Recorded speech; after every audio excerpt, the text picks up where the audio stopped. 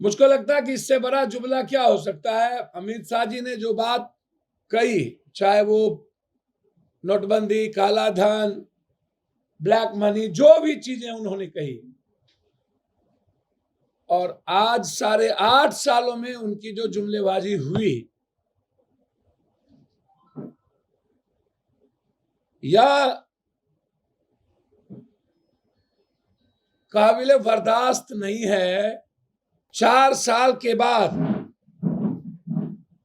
जो लोग ट्रेंड अग्निवीर सैनिक निकलेंगे, सेना की गोपनीयता हो, उसकी सुरक्षा हो, आंतरिक और बाह्य सुरक्षा को लगातार बीजेपी की सरकार संकट में डालती जा रही। सैनिक के अस्मिता पर ही नहीं, देश के सुरक्षा के पर खतरा हो गया। सवाल यह है कि 4 साल के बाद 22 साल, 21 साल, 23 साल का बच्चा क्या करेगा? 75%। जो ट्रेंड होके निकलेगा वो भी 6 महीना मात्र ट्रेनिंग। यदि उनकी जिंदगी खतरे में हुई, कोई पेंशन नहीं, जिस पेंशन की बात कांग्रेस की 2 सरकार पुरानी पेंशन योजना को लागू कर दिया, बीजेपी की एक भी सरकार ने पुरानी पेंशन योजना लागू नहीं किया।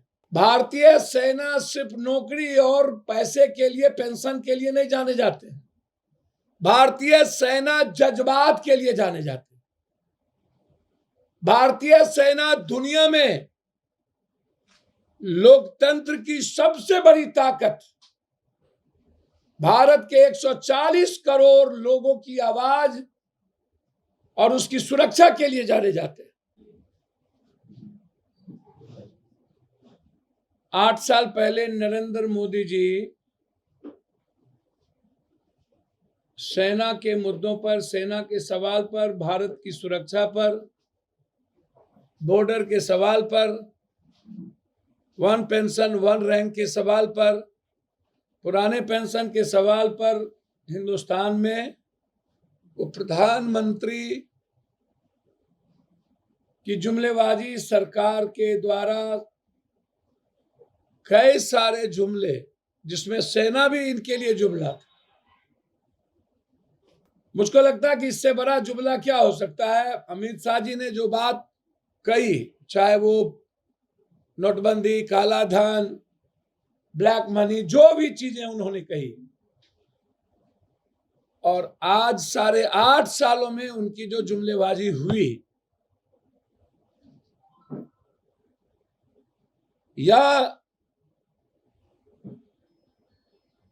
काबिले बर्दाश्त नहीं है कि हिंदुस्तान की असुरक्षा,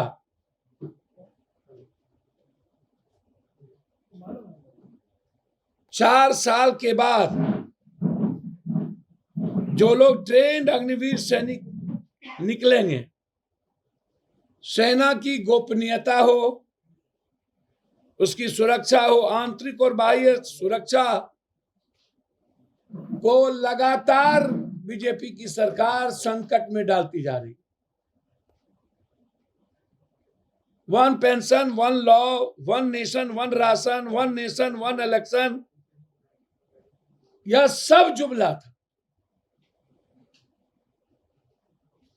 सारे सैनिक के अस्मिता पर ही नहीं, देश के सुरक्षा के पर खतरा हो गया।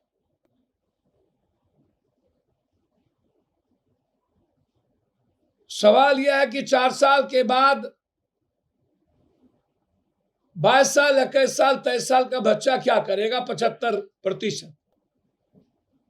जो ट्रेंड होके निकलेगा वो भी 6 महीना मात्र ट्रेनिंग। यदि उनकी जिंदगी खतरे में हुई, कोई पेंशन नहीं, जिस पेंशन की बात कांग्रेस की 2 सरकार पुरानी पेंशन योजना को लागू कर दिया, बीजेपी की एक भी सरकार ने पुरानी पेंशन योजना लागू नहीं किया।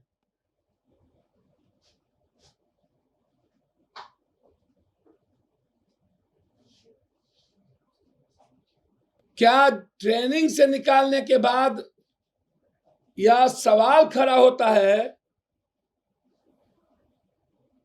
क्या उन्हें अपराधी या आतंकवादी या नक्सली बनने पर मजबूर किया जाएगा? भारतीय सेना सिर्फ नौकरी और पैसे के लिए, पेंशन के लिए नहीं जाने जाते हैं। भारतीय सेना जज्बात के लिए जाने जाते हैं। भारतीय सेना दुनिया में लोकतंत्र की सबसे बड़ी ताकत, भारत के 140 करोड़ लोगों की आवाज और उसकी सुरक्षा के लिए जाने जाते हैं। और ऐसे में जब सरकार उन्हें पूर्णकालिक सुरक्षित पेंशन आदि सुविधायुक्त नौकरी नहीं दे सकती, तो ऐसे सरकार को 1 मिनट भी सत्ता में रहने का अधिकार नहीं है। संविदा पर सरकारी स्कूलों में नियुक्ति हुई सरकारी स्कूलों की शिक्षा व्यवस्था चौपट हो गई। क्या मोदी सरकार भारत के सेना को कमजोर कर खत्म करने की साजिश रच रही है? मेरा सीधा आरोप है, यह देश विरोधी निर्णय ही नहीं, यह देशद्रोही निर्णय है। आखिर सरकार को हिम्मत कहां से आती है संविदा में के द्वारा सेना की नियुक्ति करने की,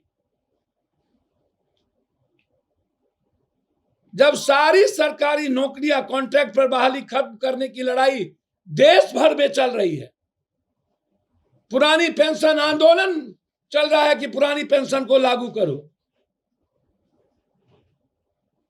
ऐसे में केंद्र की भाजपा सरकार सेना में संविदा पर नियुक्ति करने का निर्णय यह आत्मघाती है सेना के अस्मिताओं से।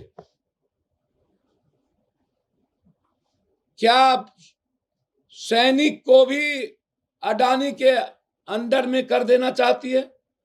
क्या उसका दरबान बनाना चाहती है?